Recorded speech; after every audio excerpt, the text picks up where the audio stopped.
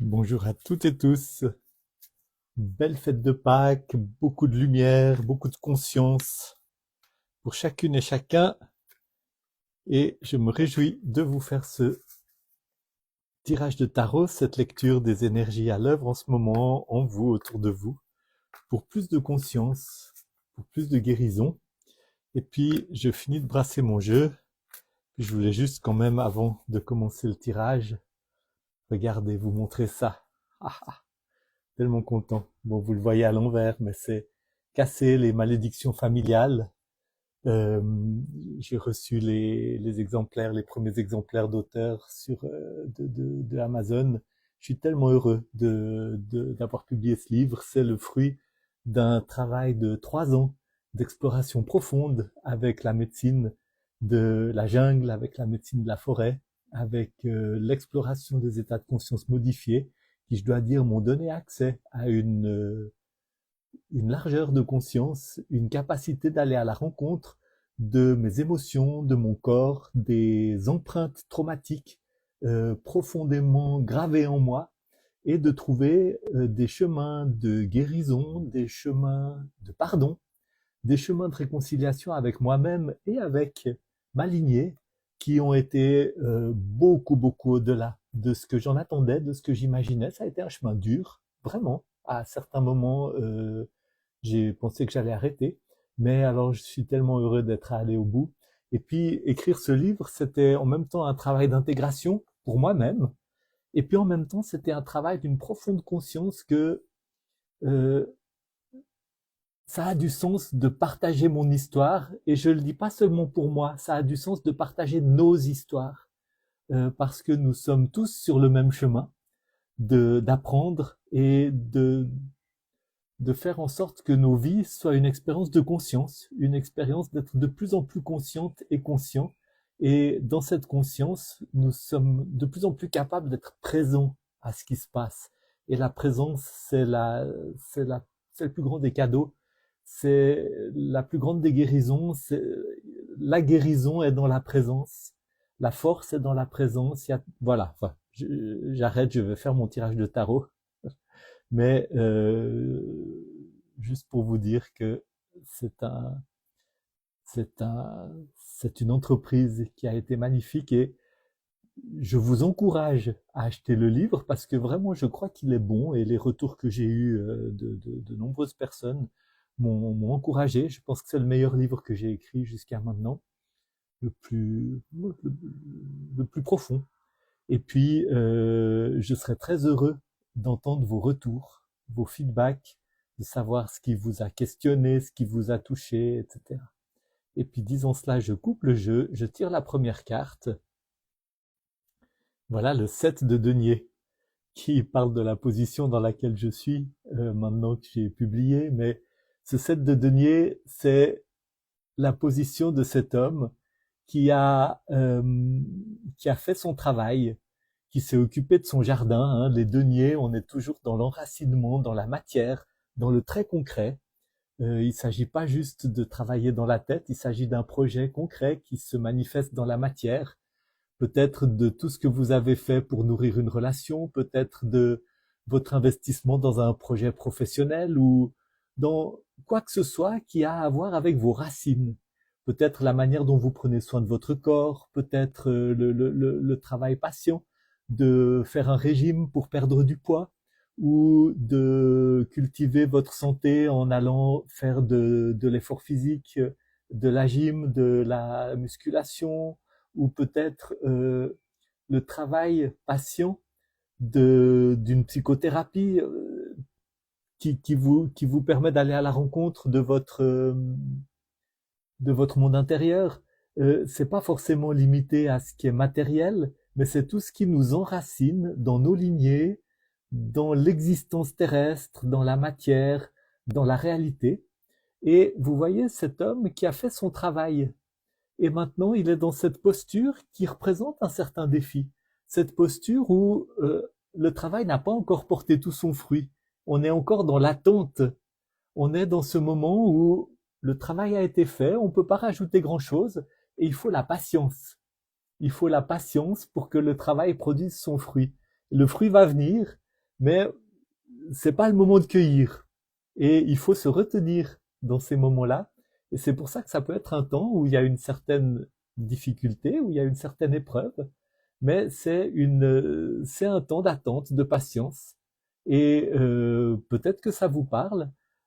C'est un temps où aussi il faut mobiliser la confiance que le travail sera récompensé. Et si vous avez bien semé, bien planté, bien arrosé, bien jardiné autour de votre buisson, il portera son fruit. Et ça a l'air d'ailleurs d'être une vigne, hein, avoir la forme des feuilles.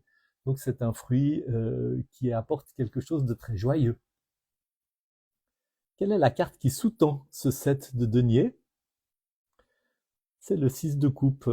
Et là, peut-être que ça nous oriente vers cette lecture d'un travail qui a été de l'ordre du travail intérieur, de se relier à sa lignée, à ses ancêtres, comme je l'ai dit en parlant de mon livre.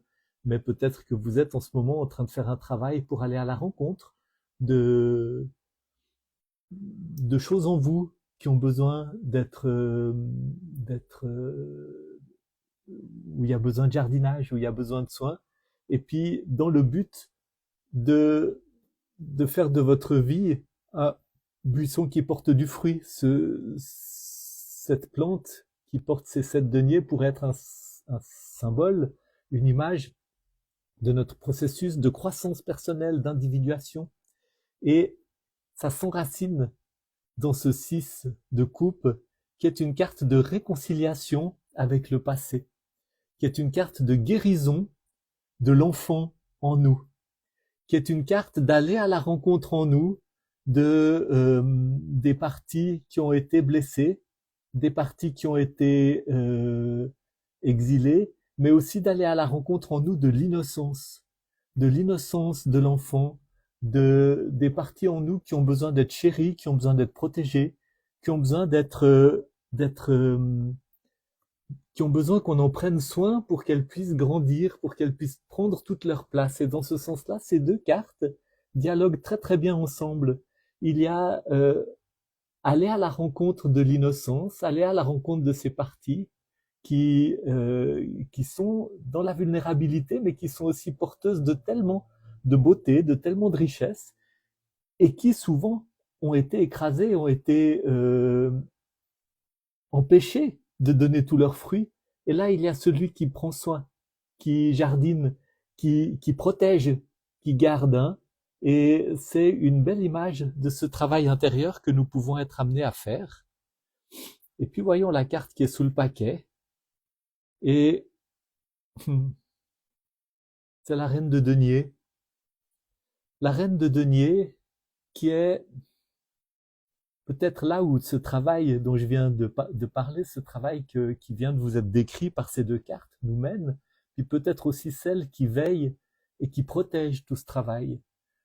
Si c'est vers quoi ça nous mène, eh bien, ce travail patient de vous occuper, de protéger, d'être présent, hein, il est présent à son ouvrage, ce personnage, et d'aller à la rencontre de l'enfant qui est peut-être l'enfant blessé, qui est peut-être l'enfant exilé, qui est peut-être l'enfant qui a subi des abus et qui a besoin d'être rencontré, d'être consolé, d'être soigné, et puis qui est peut-être aussi les parties de vous que vous avez oubliées, auxquelles vous n'avez pas donné toute l'attention dont elles avaient besoin, l'innocence, la joie, l'énergie vitale, toute la beauté de l'enfant, toutes les ressources de l'enfant qui peuvent tellement s'épanouir dans une vie d'adulte lorsque l'adulte est en contact avec elle, eh bien voilà qui débouche sur cette capacité, cette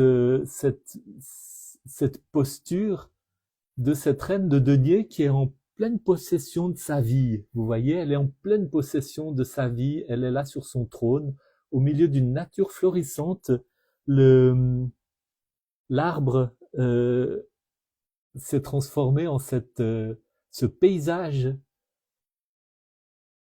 profondément accueillant, fertile, riche, porteur de vie, dans une baignée d'une lumière dorée qui symbolise la transformation l'illumination, l'éveil, le plomb qui a été transformé en or, cette reine de denier qui trône au milieu de son domaine, de son jardin intérieur qui est fécond, beau, harmonieux. Et puis, elle peut aussi symboliser la déesse qui veille sur ce processus, hein, qui surplombe ce processus et qui le bénit, et qui, depuis sa posture d'être au-dessus, eh bien, appelle tout ce processus vers la fruition, vers la fécondité, vers l'aboutissement des efforts. Et cette déesse, eh bien, elle est représentée dans tous les grands mythes. Hein, c'est la déesse Isis qui veille sur la fécondité du pays et qui ramène à la vie les parties mortes qui ont été enfouies qui ont été enfouies dans la mort par la méchanceté du monde, par la méchanceté des circonstances parfois ou des méchants, il y en a. C'est tous les mythes de descente dans les enfers pour remonter vers la résurrection et vers la vie. Et ben, c'est ce grand mythe qui est à l'arrière-plan de tout le mystère de Pâques et qui, qui précède, qui a accompagné l'histoire de l'humanité depuis des millénaires avant, qui prennent sa forme dans le mythe chrétien. Hein. C'est la déesse qui bénit tout ce qui va dans le sens de l'accueil de la vie, du soin de la vie et de la guérison des blessures intérieures. Voilà, je pense que c'est ça que je vous laisse comme message de Pâques, comme travail à méditer, à réfléchir, comment accueillir en vous cet élan vital qui est, qui est là sous le regard bienveillant, patient et peut-être un peu inquiet parfois du jardinier et qui est là dans cette rencontre intérieure avec l'enfance, avec l'innocence, avec l'énergie vitale de l'enfant et qui est soutenu, béni, surplombé par la déesse qui est aussi une partie de nous, hein, la partie de nous qui connaît le chemin de notre guérison, qui connaît le chemin de notre croissance, qui connaît le chemin de notre réconciliation, qui connaît les chemins de la vie, les chemins du pardon, les chemins de l'épanouissement, de cet élan de vie dont nous sommes toutes et tous porteurs. Joyeuse Pâques!